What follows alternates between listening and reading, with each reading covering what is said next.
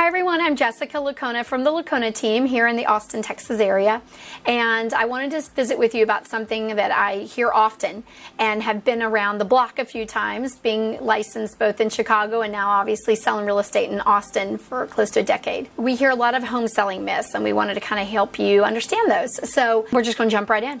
So one of the first ones we hear is, I can do it alone. I get it, right? And we know anyone can do whatever they put their mind to, and yet I always remind you that if you're trying to sell on your own, you're not really clued in on what some of the side hustle is, so to speak. So one of the things that we're starting to see is more and more wire fraud, more and more fraudulent activity, phishing scams, things of that nature. And we get a really good sense when we get inquiries, we can get a really good sense up front of, is this person a truly legitimate buyer? Keep in mind also your home alone, showing that person the home oftentimes, and then that opens up a whole nother can of worms. So we have a very safe manner in which we show property. The other thing we hear often is, well, I know my home value the best, right? Well, keep in mind that Texas is technically a non-disclosure state, and these third-party websites that you're seeing and reading can be off, and if you read some of the fine print, they can be off 17 to 21%. And what they're not always also capitalizing on is, did the number get increased, but then they put $10,000 towards closing costs, which that is an inflated sales price, right? And that is something that appraisers weigh in on. So those are some of the things we can help you understand. Also, it's an intensely personal decision you're making when you think about selling. You remember the blood, the sweat, the tears that you put into it when you did that bathroom remodel, or the first time you brought your little girl or boy home and you put that nursery together for them. So we're here to help you understand the facts and how folks weigh in on values. And one of the common things we hear is, well, it's based on price per square foot. And I have to remind people that think about if you had the same floor plan of your home right now, and yet this one was completely updated with a brand new gut renovation from the interior all the way from down to the studs, and it had solar panels and it had a pool. That's not going to fetch the same price per square foot as your home may. It's fine to sell your home as is. Well, keep in mind that one of the beautiful things that we do is we see a ton of homes. I've seen thousands of homes, and I can tell you that there are things we see and look for. And we're constantly looking for, are those settling cracks? We need to be very mindful of how those might be seen and interpreted. We also are looking to see if we're smelling pets, things that you're not even accustomed to having the cute awareness around it because you're in the home every day.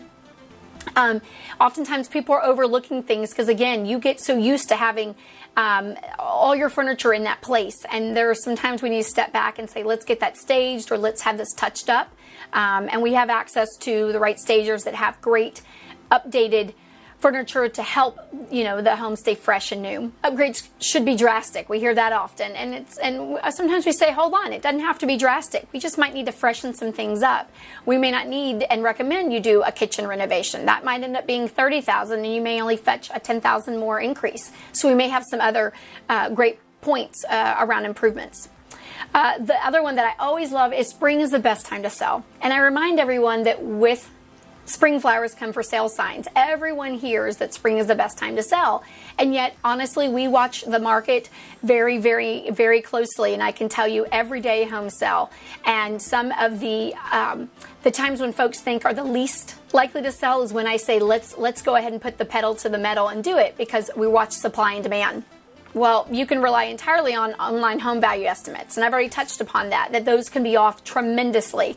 And also you're not getting some of the key features and understanding how they got to that price. Was it a multiple offer situation, or did they have to increase it by $5,000 or $10,000 to replace some plumbing or a roof? So those are just some of the myths that we hear often. And if you have any questions around what it takes to sell a home and the amount of marketing we do, remember my background is in advertising. I worked for a national, actually a worldwide ad agency, and I can tell you that we really hone in on the marketing, and we speak to doing some pre-marketing in advance, where we're not using the days on market to your disadvantage. What we're doing is using this to your advantage to start touching the other realtors that we know that are looking in the area, and start reaching out to buyers and start to do the pre-marketing, so that when you go on the market, you don't have some of the longevity and days on market that are connected to being a for sale by owner, is what we call them. So reach out to the Licona team. Let us know how we can help you.